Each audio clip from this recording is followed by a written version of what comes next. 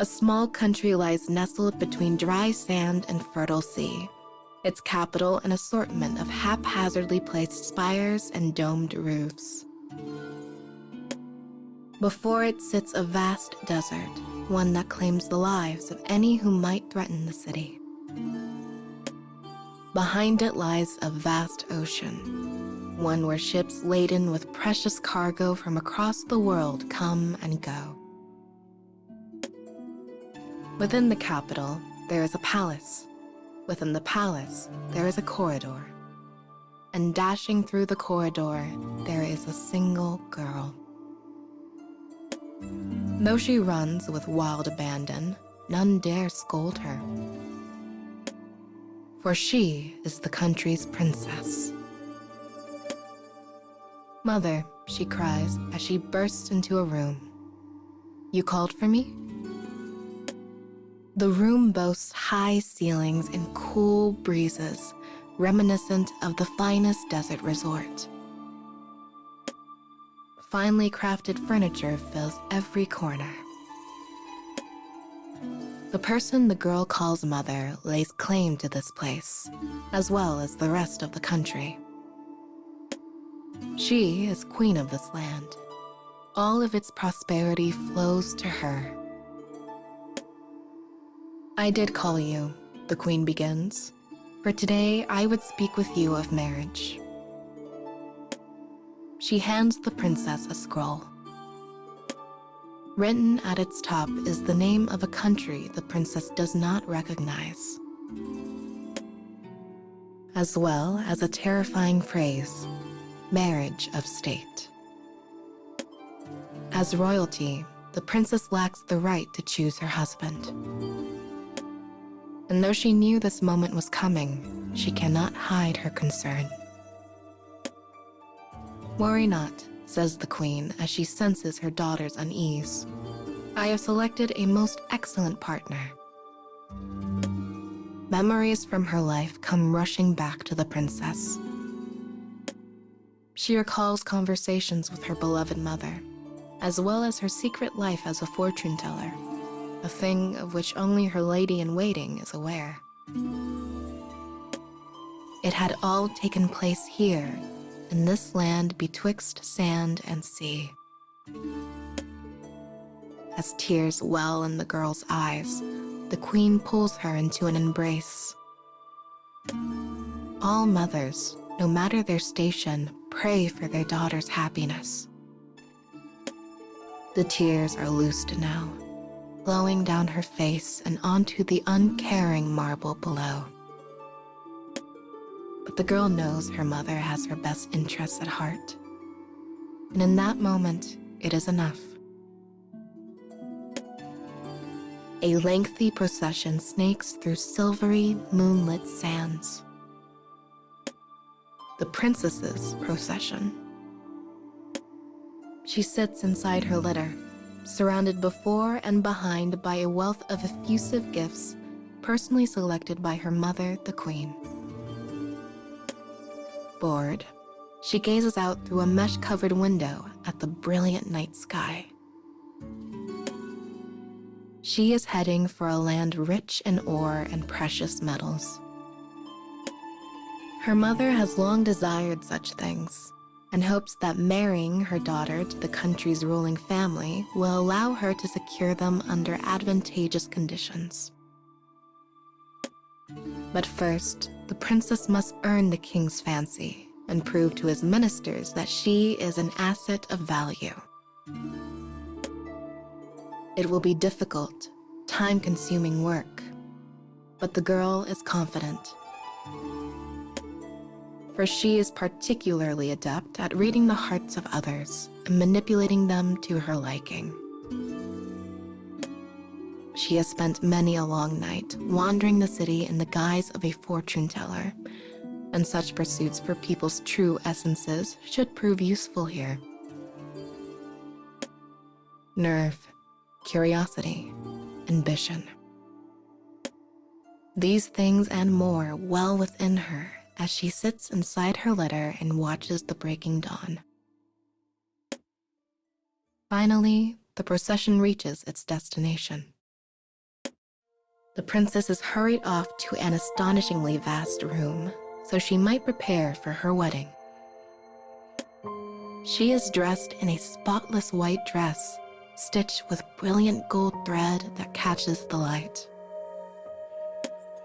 The army of maids who surround her swoon and sigh at the sight.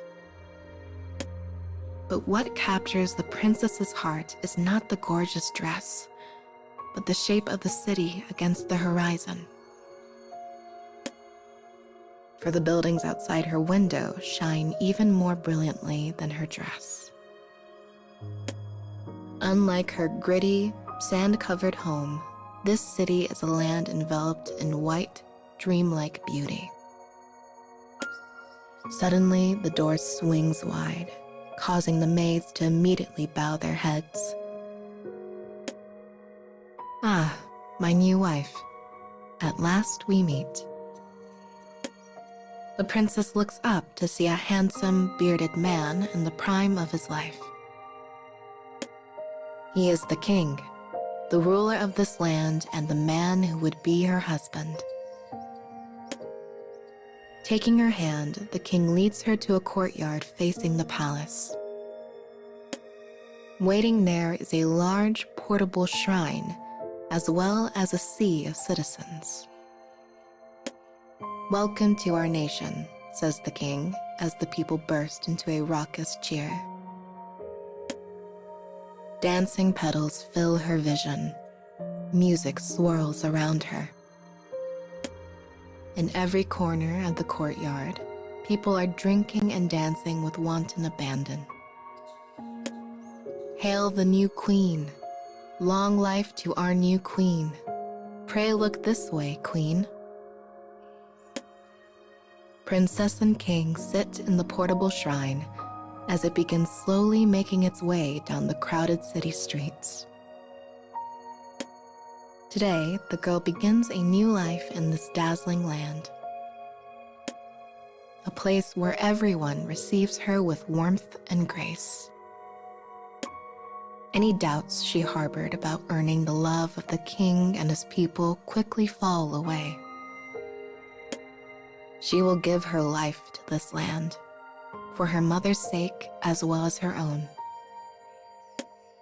She will live with the handsome king beside her and do all she can to see her new people happy. With a small nod, she makes peace with her decision. "Attention, everyone," cries the king suddenly. "It is time for today's entertainment." The mood of the people immediately turns from excitement to frenzy. With one hand still gently grasping the princess's own, the king receives an axe from one of his retainers. The polished blade reflects the sunlight. The worn handle is blackened with dirt. "What are you going to do?" asks the bemused princess. "It is time you learned how we enjoy ourselves in this land," he responds. Together, they step down from the shrine and into the sea of people. He swings the axe, once, twice, again. With each swing, a citizen's head soars away into the air, followed by a brilliant fountain of blood. The princess hears no screams, no panic. All is naught but blood and fevered cheers. The brilliant, unspoiled plaza is soon dyed the deepest crimson. The princess's beautiful white dress is bright vermilion. She screams then, a sound lost amidst the revelry. "Onward, my queen," cries the king as he leads her through the crowd swinging his gore-soaked axe. Whether she follows him by choice or force is a question she cannot answer. Her every movement is greeted with a shower of blood, One more step along the path of a wedding most bloody. She suddenly feels her carefully crafted plans wither and die inside her. Those she had manipulated in her life were normal people, easy people, the type who might come to a fortune teller for advice. But the handsome king she is to marry is something altogether different. He is a man cruel beyond all measure, a man whose senses have abandoned him. And as the people of this mad king eagerly die before him with grins plastered across their faces, the princess can only look on in horror.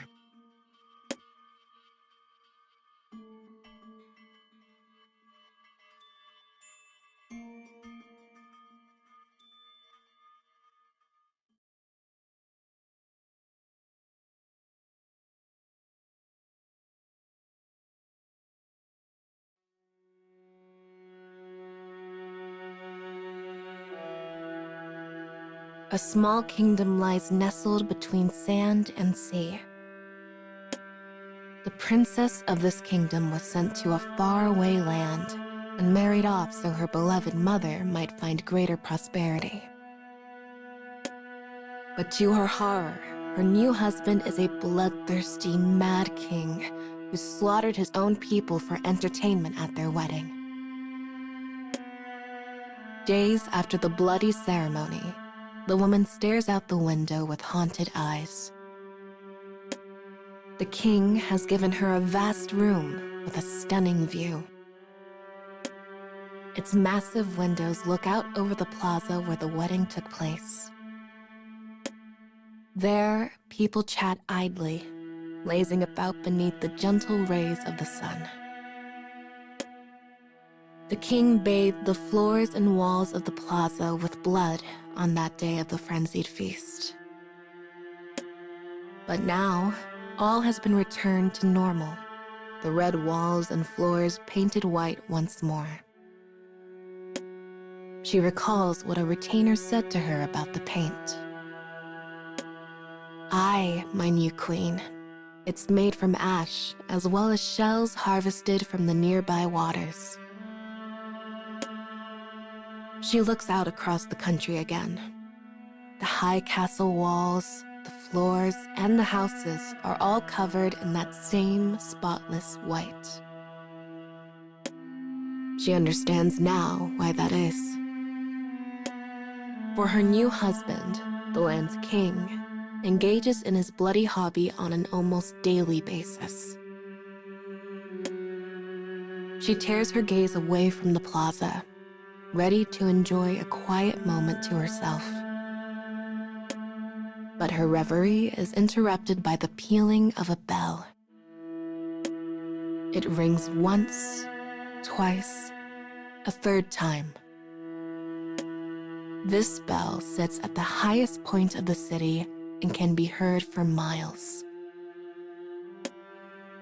Its ringing is how the king summons her. She quickly readies herself and makes her way to his side. She finds him in a circular arena at the center of the palace, a place where fighting tournaments are held.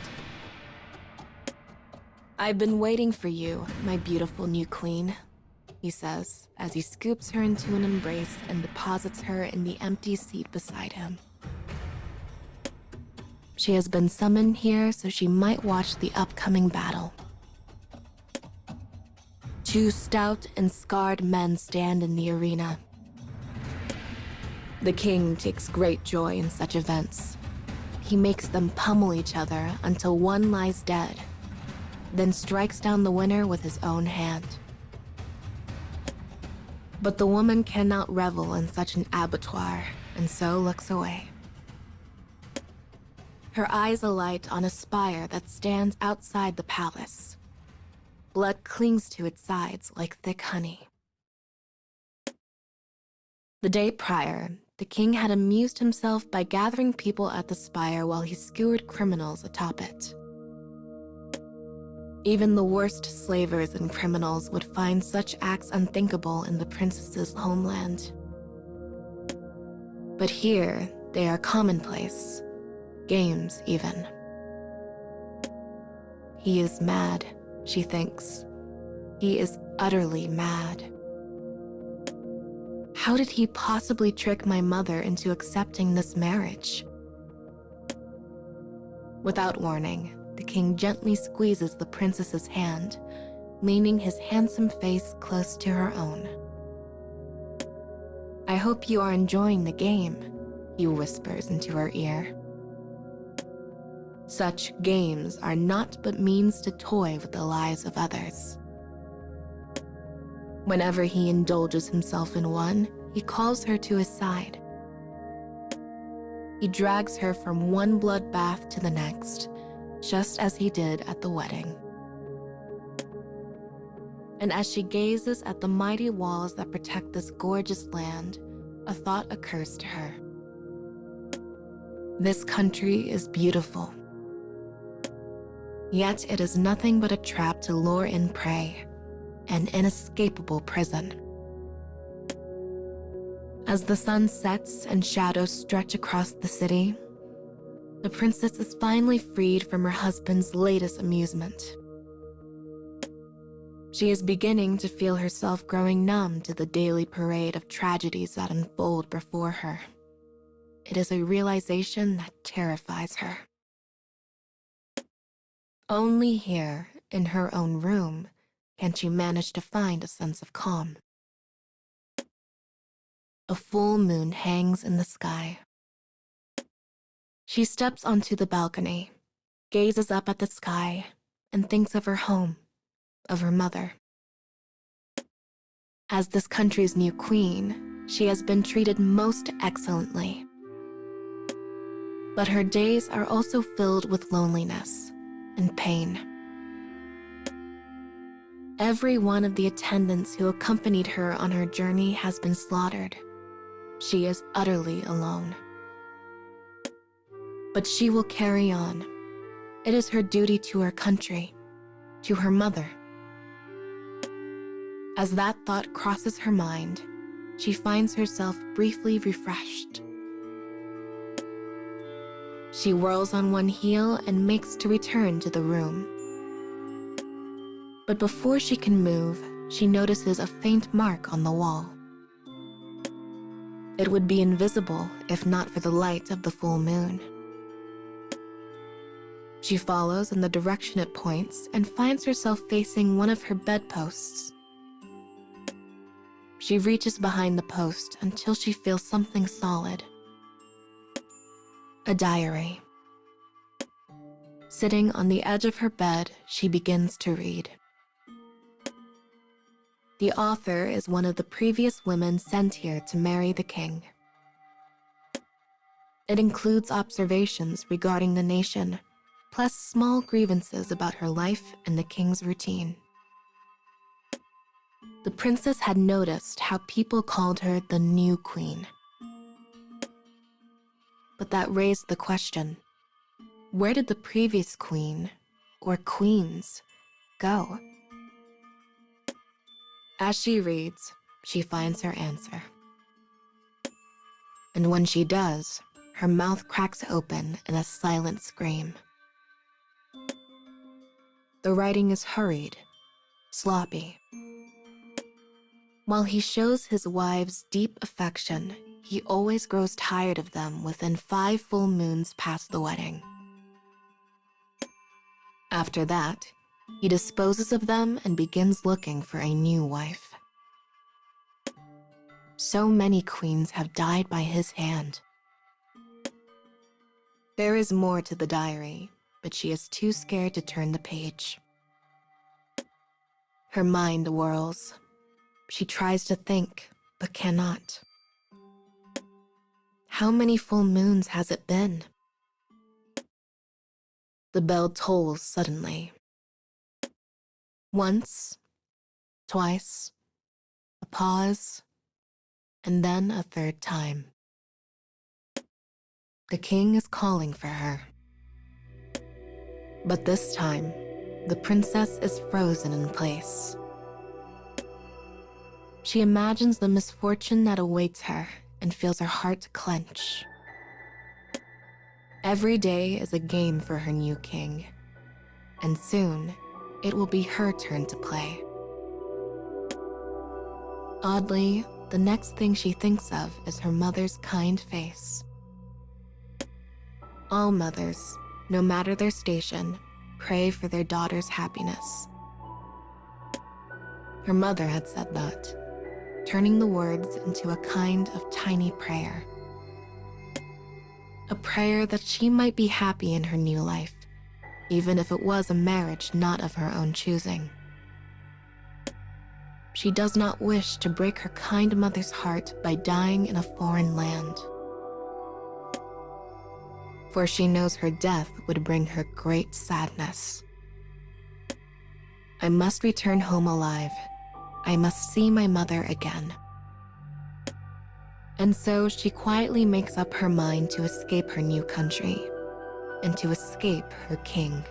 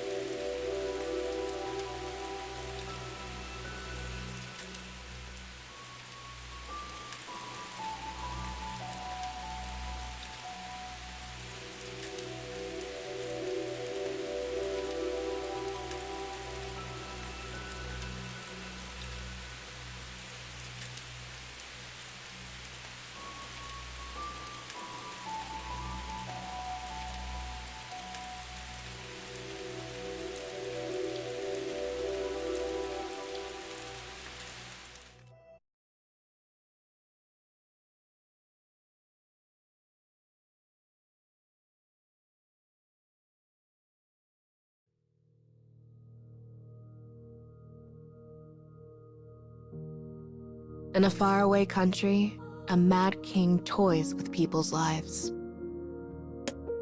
One night, the woman who was now his wife found a diary in her room. The author was a queen who came here long before her, a queen that had since vanished.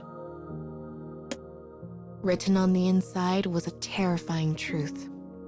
Many queens had met their end by the king's own hand. This is why the woman knows she will soon fall victim to her husband's madness. The way you wield your sword is simply beautiful, my darling. You enchant me. With a smile, she grasps the king's hand, clutching it as she showers in the blood of her subjects. Her words prompt the king to adjust his grip as he mows through another group of people. She found a truth in the old diary. After 5 full moons spent with his new queen, the king will grow weary and dispose of her. She knows her life is in his hands. So she puts on her best act in the faint hope he might not tire of her. The king's game comes to a close. All goes quiet for another night. The princess steps from her bed and slips silently into the city. She walks in shadow, her eyes peering out from the dark. The walls are too high, the guards too numerous. Though this country is at peace, security is abnormally tight. Also, her husband might create a stalwart cage from which none might escape. The woman acts amiably during her daylight hours, so she might delay her impending demise. But she is also buying time to prepare, time to ready herself. time to escape. The king's guards are ever watchful, during meals, during sleep, even at the privy. If she is to outfox so cautious and clever a man, she needs more time. She looks up at the moon, calculating how many days remain to her, all the while searching for a way home. Her only clues are those left in the diary. But time passes without mercy, and the people no longer refer to her as the new queen. Finally, one night, she sees the moon hanging round and low in the sky. It is the 5th time she has seen such a sight. She has assembled everything she needs to escape: a sack stuffed with rations, a skin of water, a tightly wound rope. She slings her things over her shoulder and steps onto the windowsill. Moving on nimble feet, she lands in the palace garden. Suddenly, a voice rings out. "Taking in the night air, my queen?" She whirls around, her heart in her throat. The king stands before her, clutching an axe. The bell tolls. It rings once, twice, a pause, and then a 3rd time. Her final summons. Before she can move, the king's hand lashes out and secures her arm in an iron grip. Ignoring her screams, he begins pulling her toward their private bath. The shrewd king has seen through the woman's actions. Many queens before her have attempted escape. All have failed. All have died. The king boasts proudly of his feats as he steps into the bath. He begins to fiddle with a hidden mechanism somewhere in the center. And now, my dear wife, we begin our final game. As he speaks, a small hole opens in the bath. Water floods through the hole, draining the bath and revealing a small staircase. It is the entrance to a hidden room known only to the king. The pair makes their way down the stairs in silence.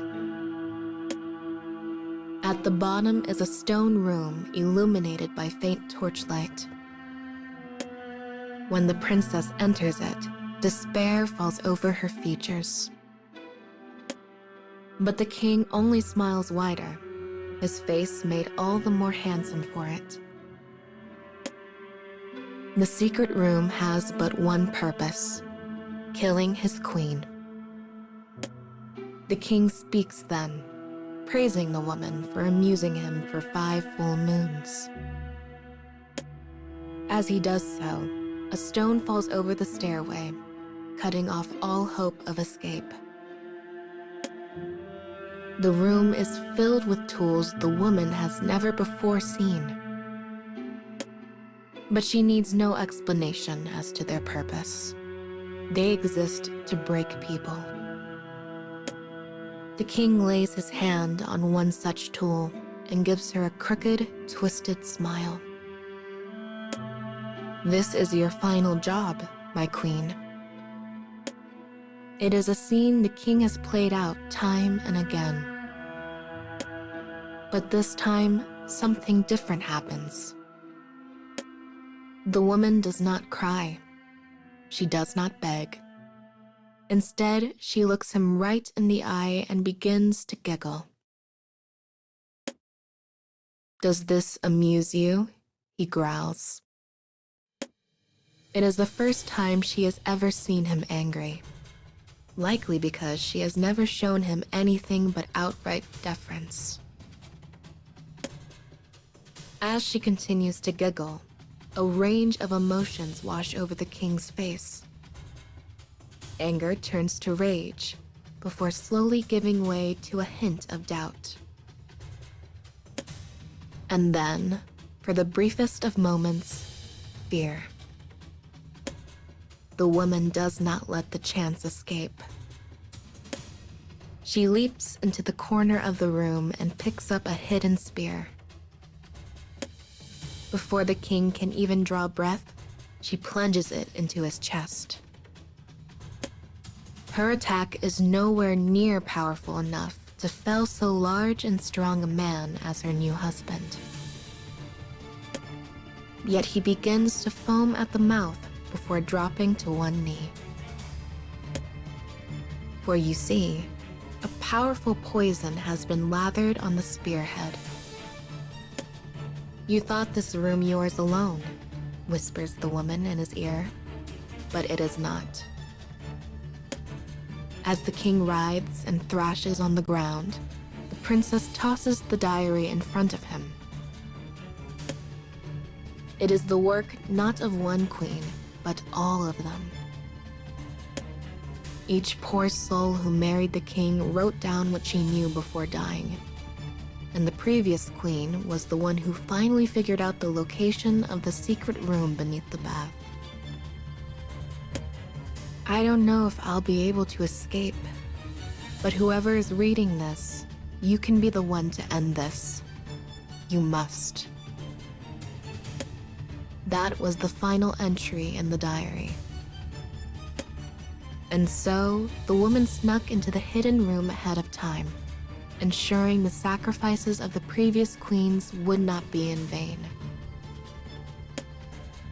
The king relished in tormenting the weak, and his wives were no exception. But he took too much joy in such proceedings, and so made himself vulnerable.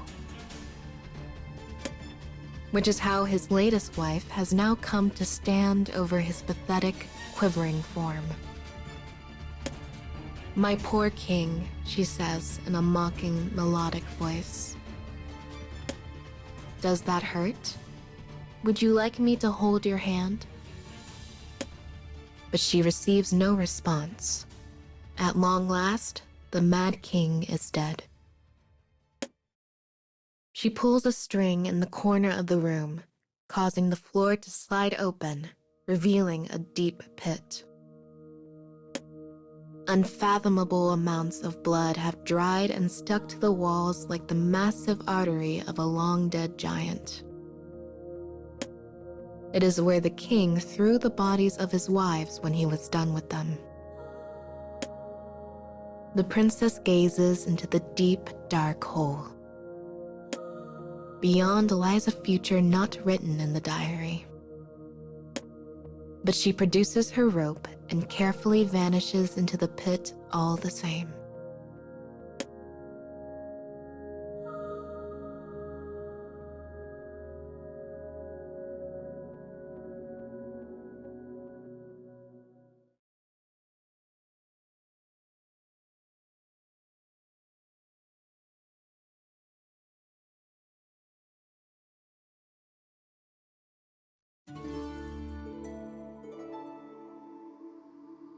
On the night of the 5th full moon, the woman kills her husband and slips free of her palace prison.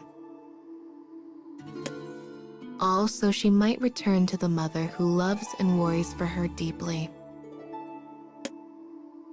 Before she left, she found the sight of her home to be tired and uninteresting.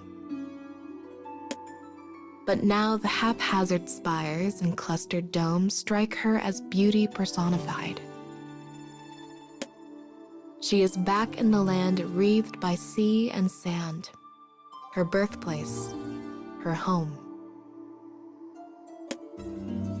Once she escaped the Mad King's grasp, she used what little treasure and rations she had to barter passage through the desert.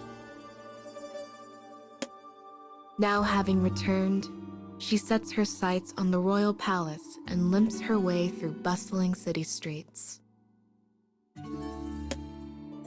She is surrounded by market stalls selling rare spices and exotic fabrics her mother has obtained through trade.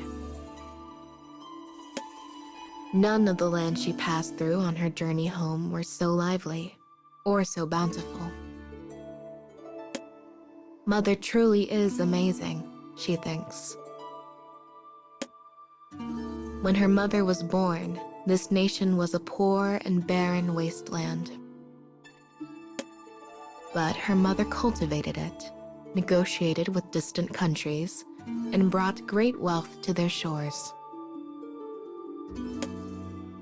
The palace is close now, so close. Though she passes many citizens on the street, none realize she is the princess. The scent of blood and decay hangs all around her.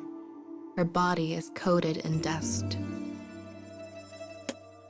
All who see her turn away in disgust. She is nothing to them, some filthy beggar, some wretch. But she cares not, because she is alive. That truth is all that matters now. As she walks the palace's unending corridors, retainers and maids look at her with varying expressions. Some regard her with curiosity, some show relief. But mostly, what she sees is shock. Mother.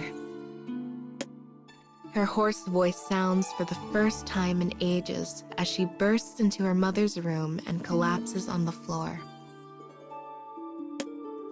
Just as when they first spoke of marriage, her mother sits at the far end of a long table. She is queen. The room belongs to her, as does the country. When the princess sees her mother's face, relief floods her heart. Ignoring the pain of her parched throat, she begins a rapid-fire retelling of how she escaped the Mad King. Once she finishes her breathless tale, she gives her mother a smile and waits for her own in return. But it does not come. Instead, there is only disappointment. It is a wholly unexpected reaction, one which causes the princess to reel. "Why did you come back?" asks her mother softly. The princess blinks, befuddled. She thought her mother would be delighted to see her. She thought she would sweep her up in her arms and offer words of gratitude for the daughter who risked all to make her happy. "I cannot be happy if you are not happy," says the queen coolly. "So I needed you to be happy in your new home, no matter what." As the princess tries desperately to still her reeling mind, she stops and takes in her surroundings. Uncountable maids and servants flit to and fro through the palace corridors. They carry precious timber, rare spices, great bolts of silk, materials used for funerals. Her mother sinks low in her chair and gazes into space for a moment before continuing. "Of course the Mad King tried to kill you. He kills all his wives. But since you've come back, I suppose there's little use for..." She trails off and waves a hand in the air. "All of this." She claps at a nearby retainer, who bows and awaits instruction. "Cancel my daughter's funeral and do it now. Do you have any idea how much this is costing me?" The maids and servants immediately stop setting up the funeral trappings and begin tearing them down instead. But why? Before the princess can ask the question in her mind, the queen tells her everything. The Mad King's country, while mostly insignificant, holds great quantities of ore and precious metals. In exchange for a share of those resources, royal families the world over send their daughters there to be sacrifices. Her mother has known this since the day the princess was born. She waited years for her daughter to come of age, so she could send her off to be slaughtered. All this was done so the country she built with her own hands might become even more powerful. So she might obtain the future she envisioned for herself. But the princess is both clever and pragmatic, and she accepts this new reality far faster than most. Her mother has not betrayed her. Oh no. For one cannot betray a thing they were never loyal to in the first place. The princess slowly closes her eyes. She wavers in place, noting dimly how her body hurts in ways she never imagined it could. Yes, well, it seems I'll have to increase security so you don't escape next time, says her mother. Having thus cleansed her daughter's wound with salt, the queen and her attendants scuttle away. She does not even take the time to spare a final glance for her daughter. Time passes. A minute, hours. The princess walks alone down an endless stone corridor. No smile graces her face now. The Mad King had constructed a prison. Yet when she finally escaped, she found herself trapped in another. It is a cage she will never be able to flee. All because she was born a princess. All because she is her mother's daughter. And having realized this truth, her once brilliant smile is lost forever to the cruel reality of despair.